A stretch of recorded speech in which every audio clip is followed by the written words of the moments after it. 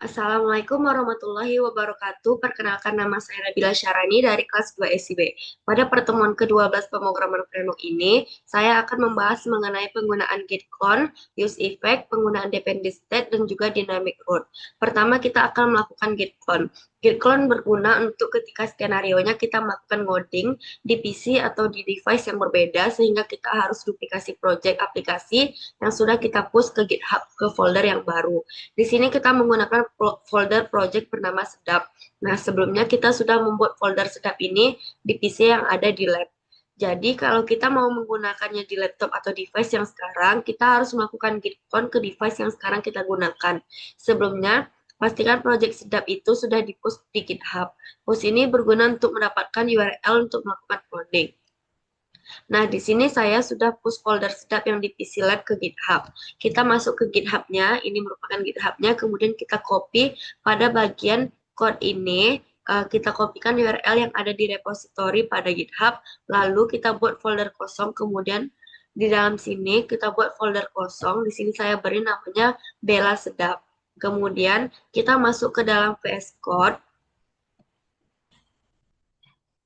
kita masuk ke terminal, new terminal. Jangan lupa untuk masuk ke mode CMD. Kemudian kita ketikkan git clone, ini dia git clone, lalu masukkan URL-nya, spasi, dot. Nah, penggunaan spasi dot ini bertujuan agar saat cloning cukup ambil isi dari repository tanpa membuat folder baru. Jika tidak, maka akan ada folder baru di dalam folder yang sudah kita buat sebelumnya. Kemudian kita akan menjalankan perintah npm install. Karena project yang masuk ke dalam remote repository merupakan project tanpa folder not modules, yang artinya semua package perlu dibuild ulang, kemudian kita ketikkan npm run dev. Ini dia. Nah, di sini keluar linknya, maka git clone sudah berhasil. Selanjutnya kita akan membuat use effect. Use effect adalah hook yang digunakan untuk menjalankan kode setelah komponen selesai dirender. Use effect biasanya digunakan untuk menjalankan sesuatu setelah komponen muncul, butuh respon terhadap perubahan props atau state. Efek hanya boleh dijalankan satu kali, efek harus dibersihkan saat komponen hilang. Karena jika suatu kode kita letakkan tanpa use effect, maka ia akan terus dijalankan setiap komponen di render. Jadi di sini kita meminimalisir penggunaan banyak file. Pertama, kita buat folder bernama data di dalam pertemuan 5. Ini dia pertemuan 5, kemudian kita buat folder bernama data, kemudian di dalam folder data ini kita buat produk sedap JSON. Di dalam sini sudah terdapat beberapa array yang sudah saya salin. Kemudian kita masuk ke folder page, ini dia. Kemudian kita buat file bernama product.jsx. Kemudian jangan lupa untuk menambahkan navlink pada bagian sidebar-nya.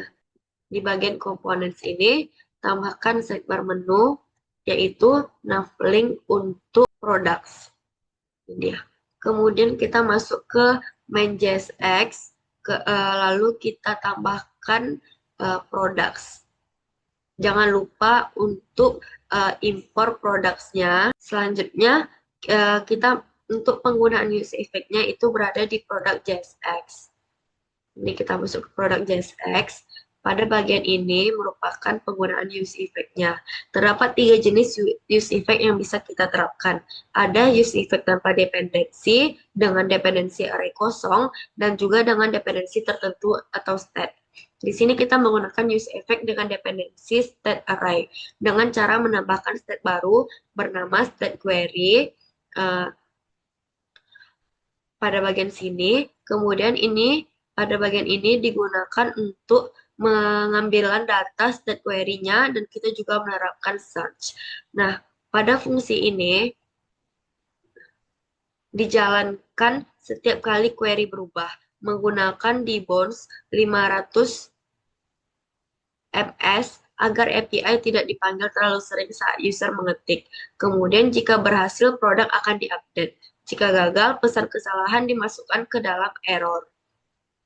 Kemudian di sini terdapat clear timeout.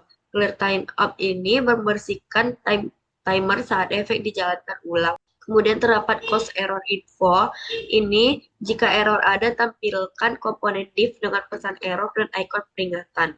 Lalu kita membuat input teks ini digunakan, kita tambahkan input untuk mencari produk. Setiap perubahan value akan mengubah query sehingga use effect akan dipanggil ulang. Selanjutnya kita akan menerapkan dynamic route. Dynamic route adalah route yang memungkinkan URL untuk menerima nilai dinamis yang bisa berubah. Biasanya menggunakan untuk halaman detail. Pertama, terapkan route dynamic route-nya di main.jsx. Di sini kita terapkan dynamic route-nya. Kemudian, jadi di halaman produk detail dia akan memanggil ID produknya. Kemudian jangan lupa untuk membuat terlebih dahulu file bernama product details. Nah, ini dia halaman produk detailnya. Kemudian di halaman produk, kita balik lagi ke halaman produk, kita akan menambahkan bagian ini untuk dirender daftar produk dari products agar link ini akan membaca produk detail dan ID-nya. Di sini kita juga bisa search. Nah, selanjutnya kita langsung jalankan saja npm run dev-nya untuk tampilan dashboard. Nah, masuk ke products, ini tampilan halaman produknya. Kemudian kita bisa search di sini misalnya powder. Nah, ini ada beberapa. Kemudian, untuk melihat penggunaan use effect-nya, kita bisa dapat melihat di inspect, kemudian, nah, pada bagian network-nya. Kemudian, kalau kita misalnya panggil powder, jadi dia hanya menampilkan satu powder saja. Kalau misalnya kita tidak menggunakan use effect, maka dia akan menampilkan misalnya powdernya ini ada 5. Jadi di sini dia akan menampilkan 5 powdernya, nggak dirangkumnya gitu. Terus, selanjutnya, untuk penggunaan detail produk, tadi kita ada masuk ke penggunaan detail produk.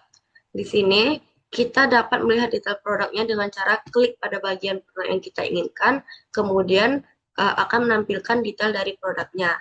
Sekian dari saya, wabillahi taufiq wal hidayah. Assalamualaikum warahmatullahi wabarakatuh.